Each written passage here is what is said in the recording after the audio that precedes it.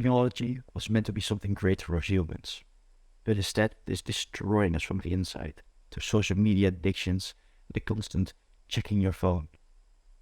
But there is a way that you can improve your life using technology without falling into the traps of modern addictions. That way is called digital minimalism. So what is digital minimalism? Digital minimalism is a philosophy of technology use in which you spend your small amount of time and focus online on a number of carefully selected and optimized activities and happily miss out on the rest. So you need to only use the technology if it's the best way to support a value that you want to support.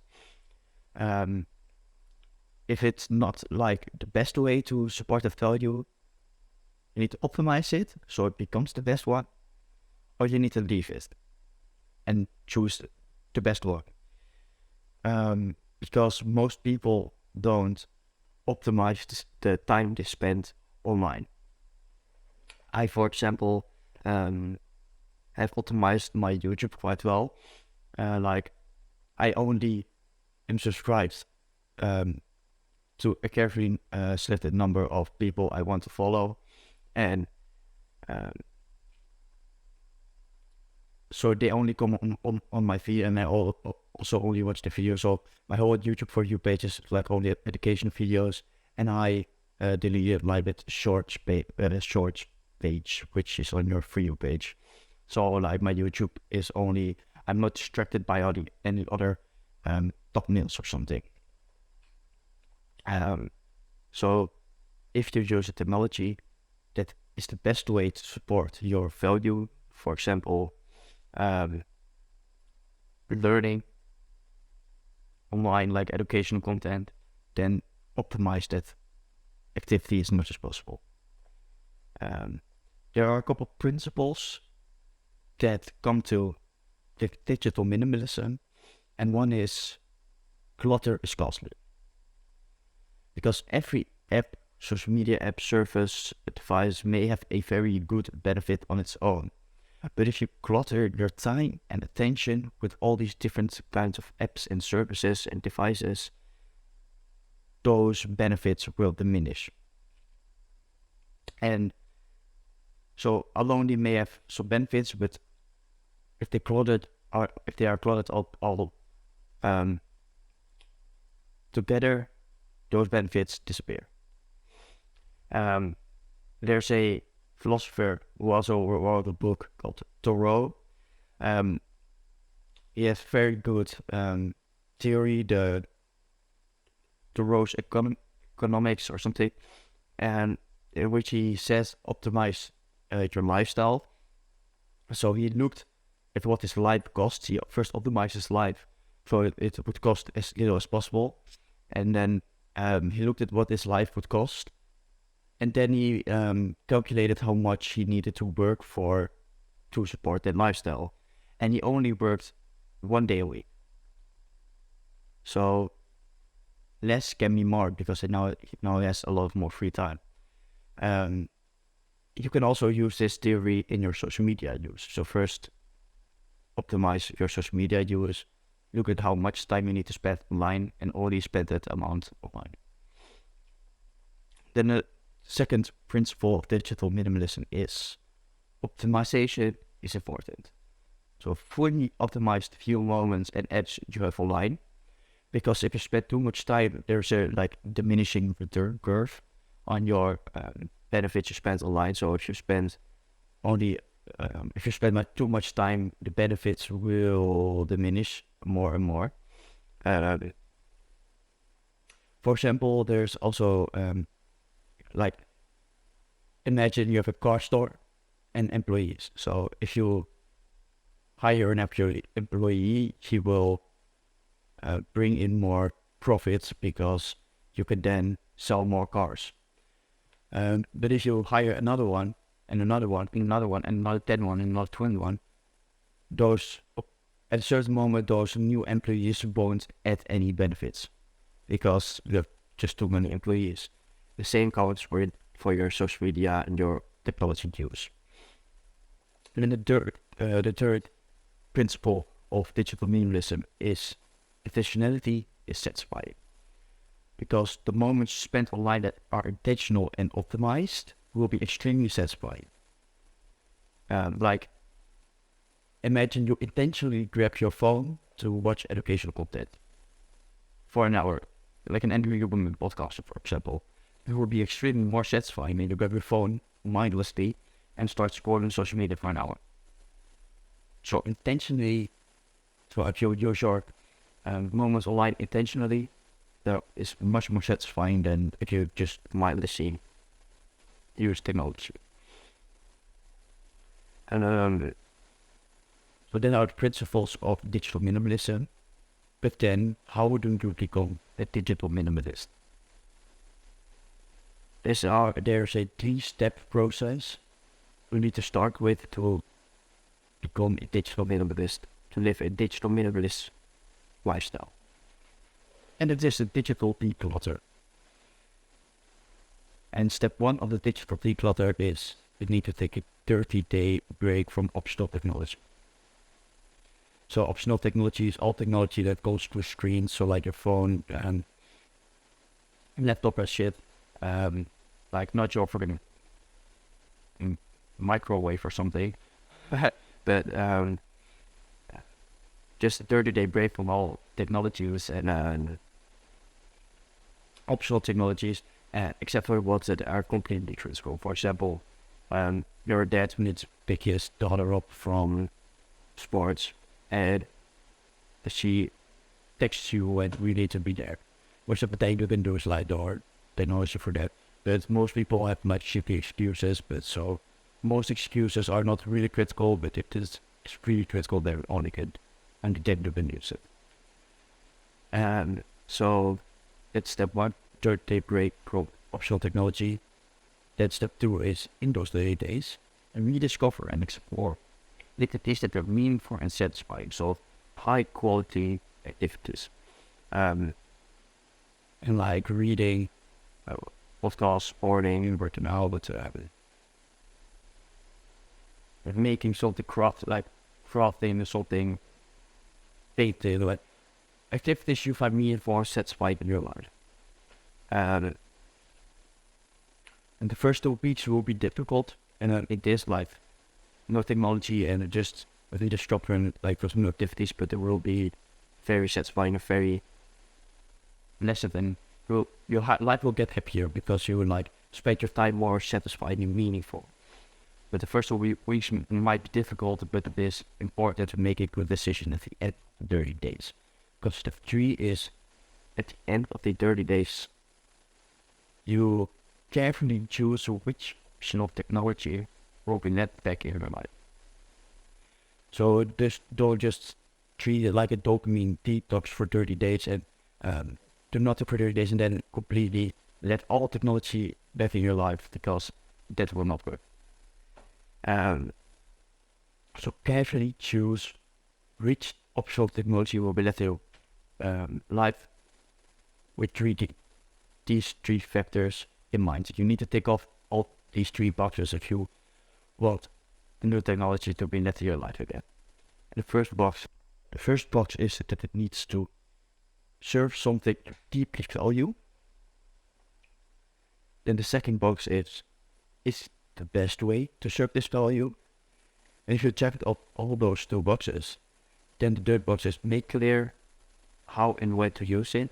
To make a clear like plan when to use it and how you will use it. To make it really clear and optimize it.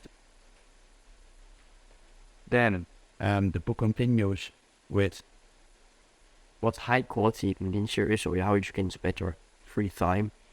It is actually said a bit further in the book, but I think it's the best way to tell this now, because you can spend a high quality leisure in your 30-day challenge. But high quality leisure is just something high quality free time. That's how you spend your free time. And high quality leisure will make you more fulfilling than passive consumption. And passive consumption is just mindlessly on the phone, just passively just scrolling on social media. And the more effort you put into something, the more satisfying it will be. It's like leveling up your skills, for example. If you spend an hour with working out, your strength level will increase like with 50 XP, right? And the more effort you will put into, the more XP you will gain. It's like how I see it a bit. Then another thing, if you make something, especially physically, it will be extremely fulfilling. And this is why you, for example, can use technology like YouTube tutorials to support this value. But if you make something with your hands, like craft something, it will be extremely satisfying to see your actual results, because you can literally see the results. And it, like, your high quality leisure doesn't have to be like craft, like directly, like only craft is good, but craft is a very good example of high quality leisure.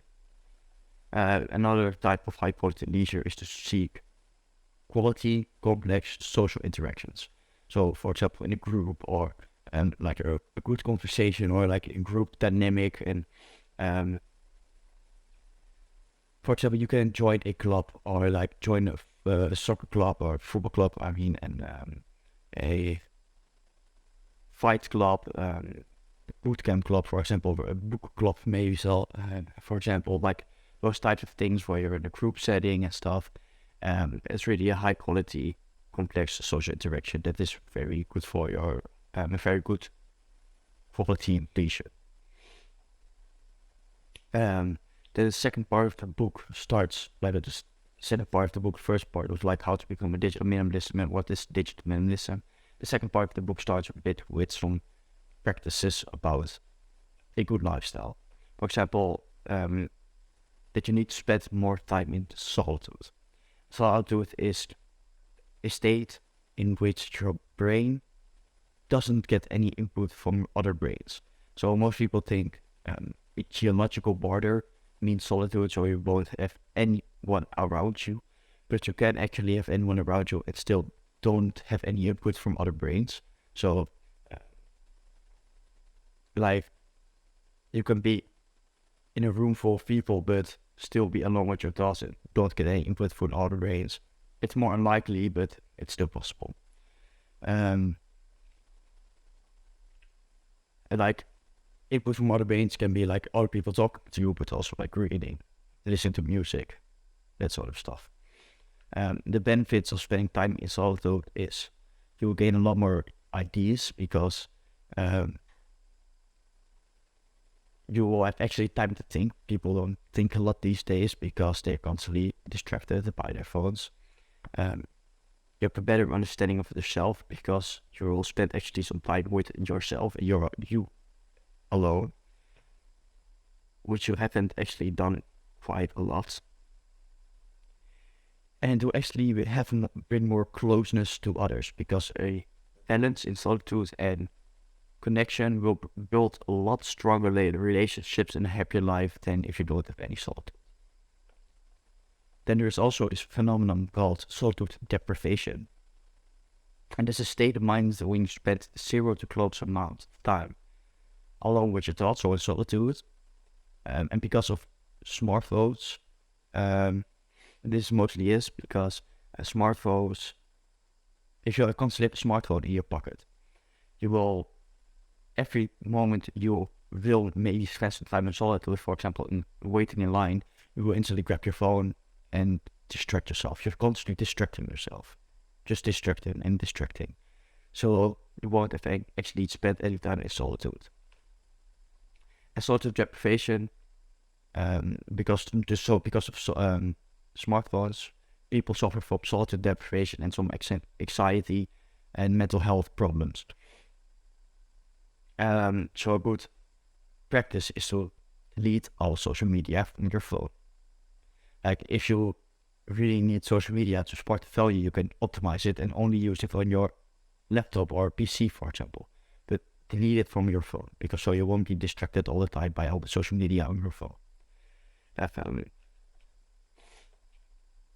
I also practices to practice more solitude, and it is don't take your phone anywhere. And most excuses are trash why you should take your phone. But don't take your phone anywhere, like just leave it in house, or if you go somewhere, put it in, if you really need to put it in backpack and put it all the way in the bottom so you won't be able to grab it, but when you need it, you can grab it. So spend less time with your phone on it. Then another one is to take long walks, just preferably like in nature or a scenic place, because then you can, it's just nicer. But you can then really spend some time alone. Like taking long walks is a really good example of high quality solitude. Like a lot of great men always walked, just long walks to think, let their minds wander. Another one is to journal or write letters to yourself.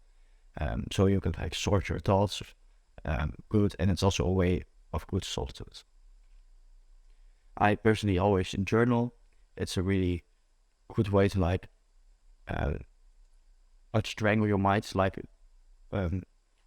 except we have these earpods, like these wires, and it's all strangled up and stuff. Journaling is like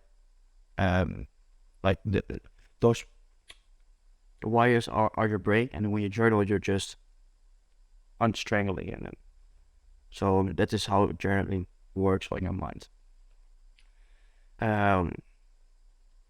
Then it goes to talk about like social life, how to live a good social life, and how to build good relationships and build a happy life through social interactions.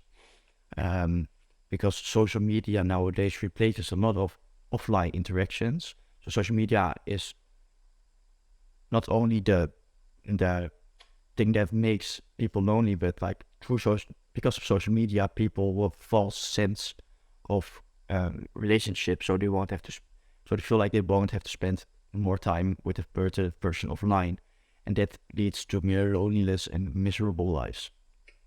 Because conversation is so much better than connection. So conversation better than connection. Try to always have a conversation over than just text. And then if you use social media, if you really have to use it, I don't think you have to, but you have a very good reason why you have to use social media and you use it, never like or comment. Because that will also give a false sense of relationship. So you have a very small social circle, but it's actually better to have a smaller social circle. And if likes or comments gives you a large social circle, but it's better to have a small social circle, because that's just how the way our brain is developed, our caveman brains. So never like or comment, because it will also give a false sense of relationship, and then you feel that you won't have to spend any more time offline with that person. And if your relationship diminishes if you don't spend any time on social media with them, then it's probably better to let that relationship go, because it's not a relationship you actually nurture. Then he says to use text messages less, so set your phone on fully silent except for calls, so it can still get you hear your calls, but you don't hear any text messages, and treat like your text messages as emails. So plan out once a day or twice a day when you will check your messages, and then reply to them all in like one go. Like you combine like all the text messages together and then reply to them in one go, so you won't be distracted by your messages all the day. And then he says to be specific about what you will use a device for. So have your computer for writing, and have your telephone for calling. Like I think, and block, he says to block everything else, and then when you really need something, unblock that thing and then use it. But I think it's not really necessary. I think mindful and specific usage. So if you plan and say from before what you will use it for, I think it will also get you there. But if you really have trouble with it, you can always try to use that. Then he says, if reading news, select one best site and set specific moments when you will read it, instead of like cycling through 20 sites and spending a lot of time reading some news. Well, just one site will also get you as informed maybe as all the 20 sites combined. And also try to optimize that, of course. I think maybe you don't really need to read the news, but if you really want to, you can do it, because like, I think news don't really serve us. It will just like be a little waste of time. When is the last time news actually served your daily life? I think it will just get some more worries and negative thoughts in your mind, because the news is almost always negative.